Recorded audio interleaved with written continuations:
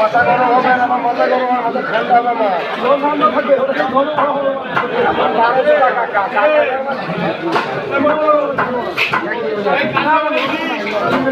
বিশাল বড় মাছ।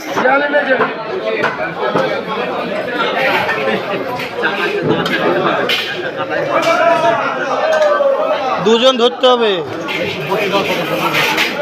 এদিকে দুজন ধরতে হবে।